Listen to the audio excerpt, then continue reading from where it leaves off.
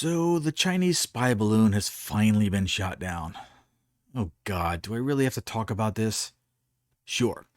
The story is way bigger and far more dangerous than you could imagine, and it has not much to do with one little balloon.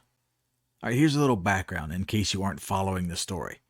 There's a giant balloon. It's not a hot air balloon, it's filled with helium.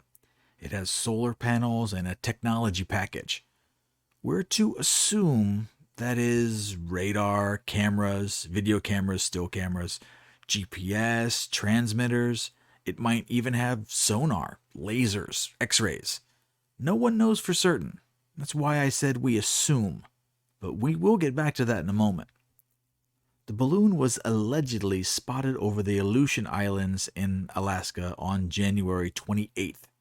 Yes, that was last Saturday, over a week ago at the date of this recording.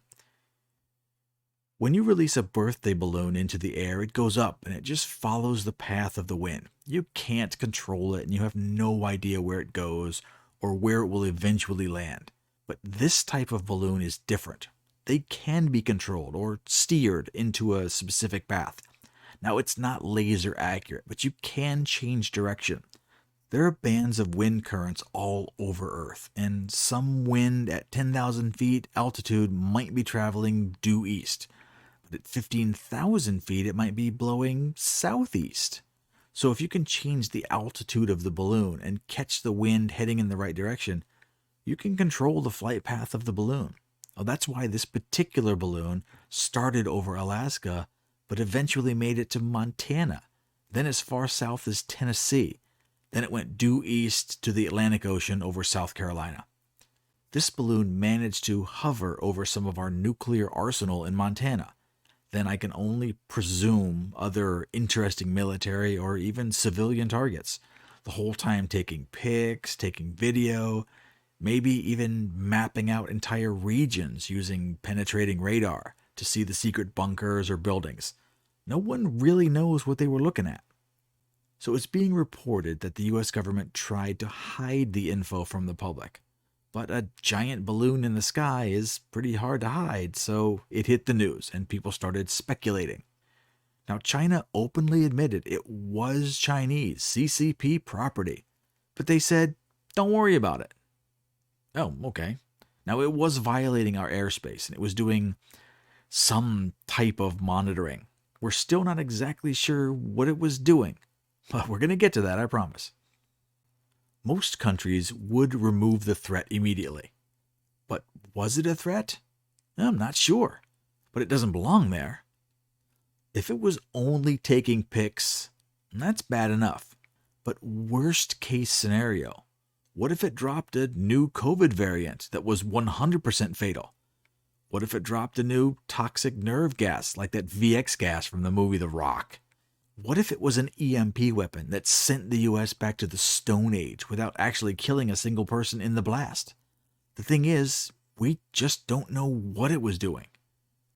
Now, Biden was asked about it. He stated he wanted to shoot it down on Wednesday, but he was advised by the Secretary of Defense, Lloyd Austin, and the Chairman of the Joint Chiefs of Staff, Mark Milley. He was warned to not shoot it down.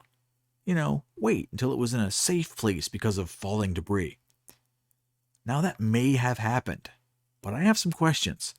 If the president says, shoot it down, and anyone else says no, who's really in charge?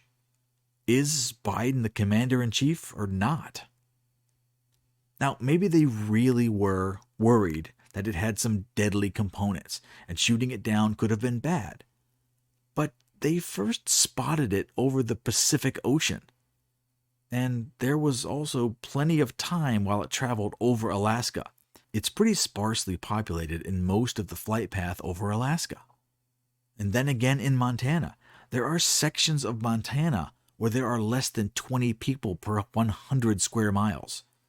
And ground debris? I got a few more questions. This wasn't an airplane, it was a balloon. We've all seen airplane crashes.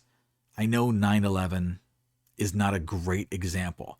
But the plane in Shanksville basically landed in a hole, not miles of debris, according to the official story. Then there was that plane that hit the Pentagon. A tiny footprint of damage, and that was a giant plane. This is only a balloon with a tech package hanging from the bottom. It's about the size of a large SUV. Now, the balloon part is huge, but the actual hardware, everything might fit in a school bus. So I don't buy the argument that the debris field would be so massive that a controlled takedown would be risky. It just doesn't add up in my head. So this thing drifts across the entire country, taking pics or whatever. I'm going on the assumption that the data that was gathered was not stored in the balloon until it could be retrieved when it landed safely back in China.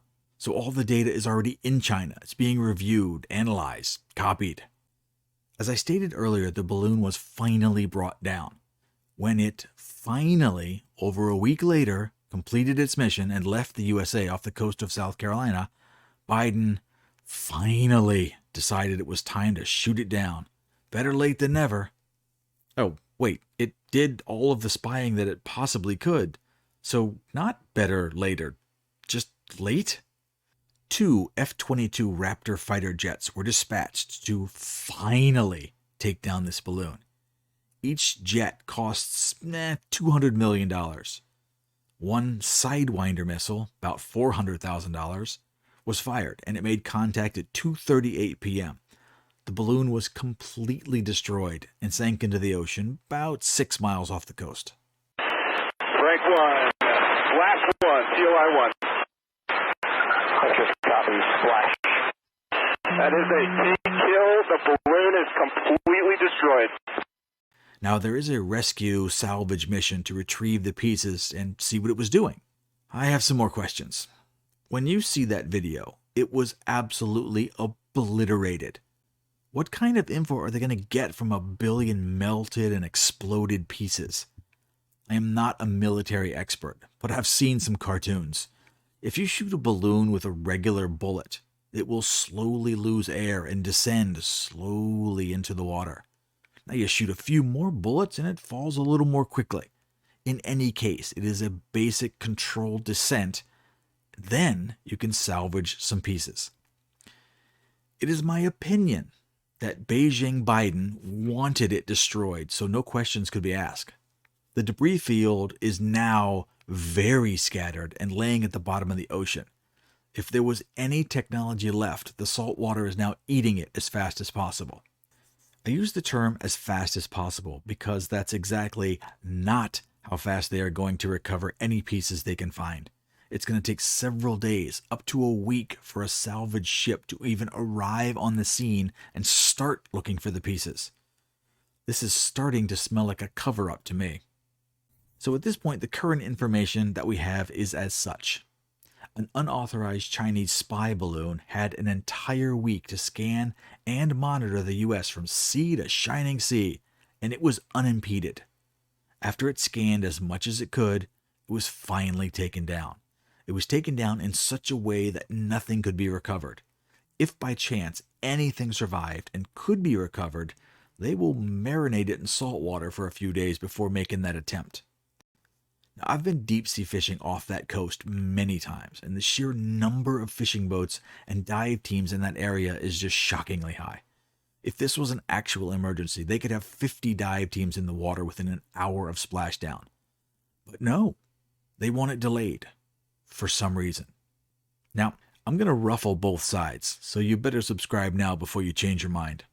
Representative MGT, Marjorie Taylor Greene, who tweeted on Saturday, "I just spoke with our great America First President Trump. He would have never allowed China to fly a spy balloon over our country and our military bases and assets. President Trump would have shot it down before it entered the U.S. Now, before everyone gets twisted and shouting that Biden should be impeached for this breach of national security, hang on. This is not the first time China has floated a spy balloon over the country. According to the Pentagon states that 3 Chinese balloons were over U.S. borders 3 times during Trump's presidency. Now, Trump and his Secretary of Defense deny this. Is the media saving Biden's ass by saying, oh yeah, well, Trump did it too? Who knows at this point? Do politicians lie? Yeah. Do media agencies lie? Yeah. Does the Pentagon lie? Oh, yeah. Yeah, they're all liars. I don't trust any of them.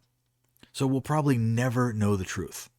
But even after all of that, as I stated earlier, the balloon was not the threat.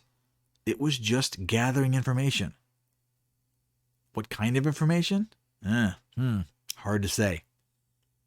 But China now knows it can float a giant piece of spy equipment, or military equipment, or even a biological payload over the U.S., literally anywhere over the U.S., and drop it at any time.